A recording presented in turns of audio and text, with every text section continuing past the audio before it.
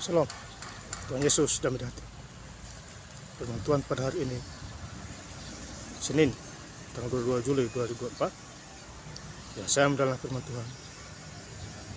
Lukas 6 ayat yang pertama hingga ayat yang ke-49. Demikianlah firman Tuhan. Santai. Pada suatu hari Sabat ketika Yesus berjalan di ladang gandum, murid-muridnya memetik bulir gandum dan memakannya, sementara mereka mengisik dengan tangannya. Ayat yang ke-49. Akan tetapi barang siapa mendengar perkataanku tetapi tidak melakukannya, ya sama dengan seorang yang mendirikan rumah di atas tanah tanpa dasar.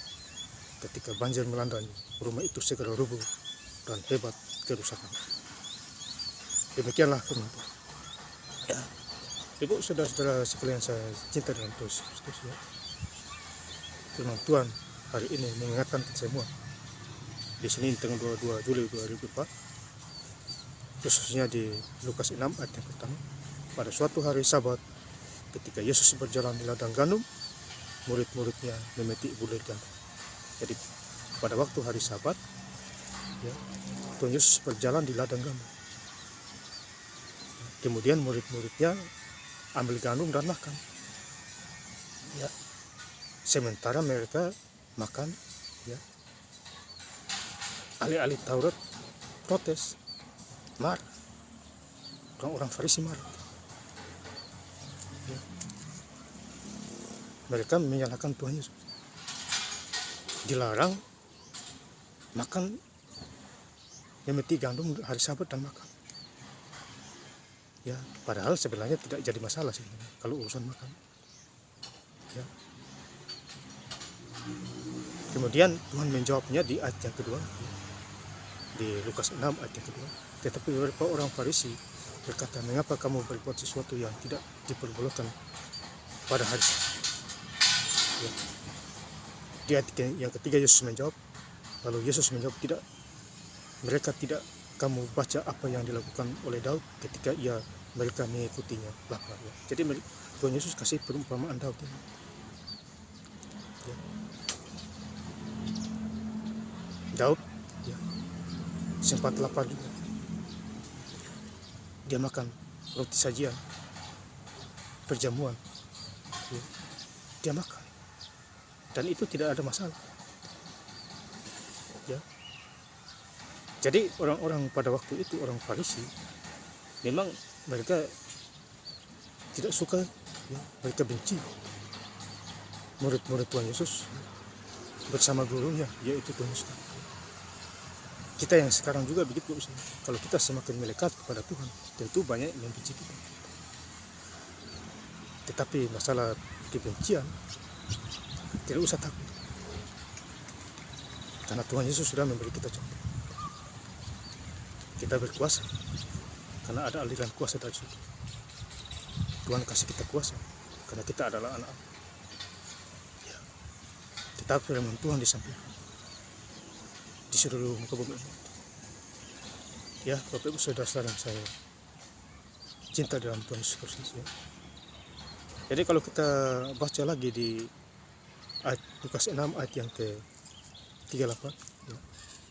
Berilah dan kamu akan diberi. Suatu takaran yang baik, yang dipadatkan, yang digonjangkan, dan yang tumpah keluar akan dicurahkan ke dalam ribaanmu, sebab ukuran yang kamu pakai untuk mengukur akan diukurkan kepada. Jadi ayat ini kita bersyukur, ya, kepada Tuhan Yesus. Ya. Takaran, ukuran yang Tuhan berikan kepada kita, berkat-berkat, ya, rezeki, ya, keuangan, sudah ada takarannya, sudah ada ukurannya. Ya. Tentu kalau kita bersyukur dengan ayat ini, ya berkat Tuhan tambah lagi, meluap. Ya. Sebab orang yang selalu setia kepada Tuhan, andalkan Tuhan, utamakan Tuhan, cari Tuhan, lahir baru, pasti diberkati. Ya. Tuhan memberkati siapa aja bisa, sesuai ukurannya masing-masing. Ya. Ada ukurannya, ada takarannya Bapak Saudara. Ya. Kalau kita sudah diberkati Tuhan Yesus dengan gaji 2 juta, 3 juta, 5 juta, 10 juta, kita belanja juga harus ada ukurannya. Dia masukkan berapa, pengeluaran berapa. Jangan kita belanja semuanya. Ya Bapak Saudara, ya ini contoh ayat ini supaya kita mengikuti. Ya, di ayat yang terakhir Lukas 6 ayat yang ke-9, akan tetapi barang siapa mendengar perkataanku tetapi tidak melakukannya, ia sama dengan seorang yang mendirikan rumah di atas tanah tanpa dasar. Ketika banjir melandanya, rumah itu segera rubuh dan hebat kerusakan. Jadi ini perumpamaan. Jadi barang siapa tidak mendengarkan firman Tuhan, dia sama seperti mendirikan rumahnya di pasir. Angin badai datang, rubuh, rusak semua. Ya. Jadi firman Tuhan kita harus mendengar dan lakukan.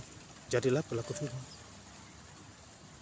Kalau kita tidak menjadi pelaku firman, ya penipu juga kita. Ya, karena tidak mau menyampaikan firman. Ya. Mendengar firman Tuhan boleh, tapi kabarkan firman Tuhan. Saya bersyukur Tuhan pakai barang saya sebagai mimbar ini di channel YouTube Mimbar Betul. Jadi tubuh saya ini adalah mimbar Tuhan pakai. Ya, kalau di gereja ada mimbar, ya betul mimbar di situ. Ya, kalau saya di luar tidak ada mimbar, bebas. Ya, di mana ada ruang dan kesempatan saya langsung bicara firman Tuhan. Karena yang menguasai diri saya adalah Tuhan. Itu poin penting bagi saya. Ya, jadi saya ingin lebih lengkap lagi baca ayat firman Tuhan pada hari ini, Senin tanggal 22 Juli 2004 di Lukas 6 ayat yang pertama hingga ayat yang ke-49. Pada suatu hari Sabat ketika Yesus berjalan di ladang gandum, murid-muridnya memetik bulir gandum dan memakannya, sementara mereka mengisiknya dengan tangan. Akan tetapi barang siapa mendengar perkataanku tetapi tidak melakukannya, ia sama dengan seorang yang mendirikan rumah di atas tanah tanpa dasar. Ketika banjir melanda, rumah itu segera rubuh dan hebatlah kerusakan. Terima kasih. Tuhan Yesus Kristus memberkati. Haleluya. Amin.